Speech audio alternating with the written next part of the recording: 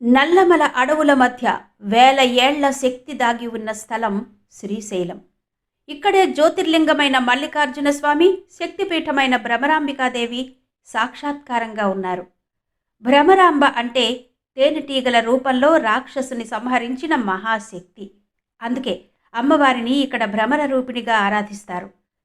శాతవాహనుల నుంచి విజయనగరాధీశుల వరకు ఎన్నో రాజవంశాలు ఈ ఆలయాన్ని మహాదేవాలయంగా తీర్చిదిద్దాయి. గర్భగుడిలోకి అడుగు పెట్టగానే గాలి కూడా పవిత్రమైందనిపించే ఆ అనుభూతి ఇక్కడి శక్తి ఎంత బలమైనదో చెబుతుంది. నల్లమల అఘోరులు, యోగుల తపస్సు ఈ ప్రాంతాన్ని మిస్టరీతో నిండిన శక్తి క్షేత్రంగా మార్చాయి.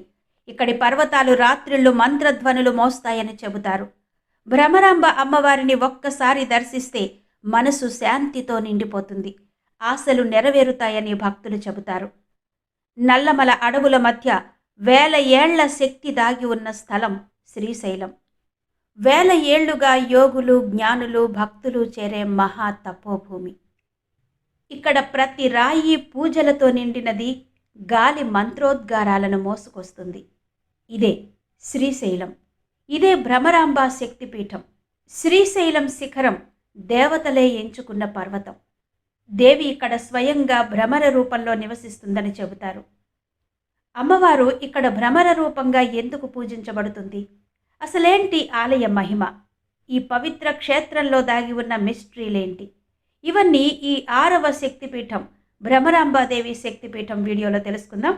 ఇక వీడియోలోకి వెళ్ళిపోదాం పదండి.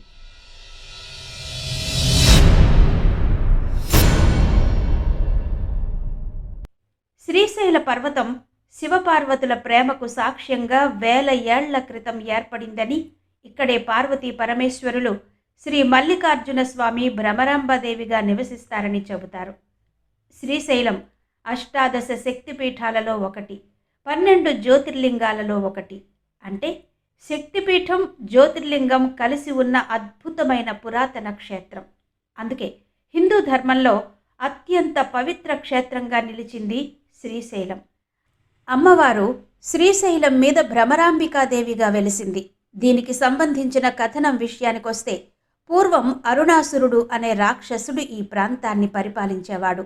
అతను చాలా కాలం పాటు గాయత్రి మంత్రం జపిస్తూ బ్రహ్మ కోసం తపస్సు చేసి మనుష్యుల చేత గాని, జంతువుల చేత గాని మరణం లేకుండా వరం పొందాడు.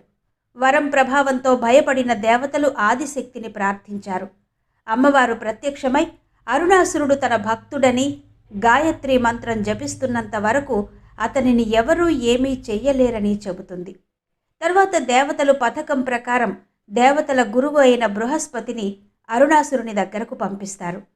అరుణాసురుడు దేవగురువు బృహస్పతిని చూసి, జాతి వైరం ఉన్న నీవు నా దగ్గరకు రావడమేంటని ఆశ్చర్యపడ్డాడు. అందుకు సమాధానంగా బృహస్పతి, ఇద్దరం ఒకే అమ్మవారిని గాయత్రి మంత్రంతో పూజ చేస్తున్నామని, కాబట్టి ఈ రాకలో వింతేమీ లేదని చెబుతాడు. అందుకు అరుణాసురుడు, దేవతలు పూజ చేసే అమ్మవారిని నేనెందుకు పూజ చెయ్యాలి అని అహంకరించి గాయత్రి మంత్రం జపాన్ని మానేస్తాడు.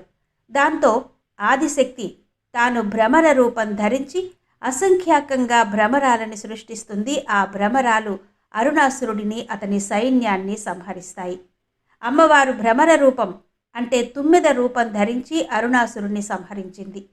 అమ్మవారు ఇప్పటికీ భ్రమర రూపంతో అక్కడ తిరుగుతూ ఉంటుందని చెబుతారు.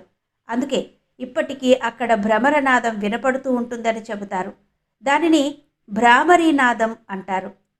అమ్మవారిని ఇప్పటికీ ఇక్కడ తుమ్మెద రూపంతో ఉన్న రెక్కలతో అలంకారం చేస్తారు. శ్రీశైలం సకల వేదాలకు మూలాధారంగా చెబుతారు. జ్యోతిర్లింగం, శక్తిపీఠం ఒకే కొండ మీద వెలిసిన అరుదైన పుణ్యక్షేత్రంగా భాసిల్లుతోంది శ్రీశైలం. ఇది వేదాలకు ప్రాణాధారమని ధార్మికులు భావిస్తారు. చతుర్వేదాలలోనూ యజుర్వేదానిది హృదయస్థానమని, అందులోని రుద్ర నమక మంత్రాలు ఆ వేదానికే హృదయం లాంటివని, అందులోని నమశివాయ పంచాక్షరి ఆ నమకానికే హృదయమని, దానికి ఆత్మలా శోభిల్లే శివనామం సకల వేదాలకు మూలాధారమని వేద విధులు ప్రవచించారు.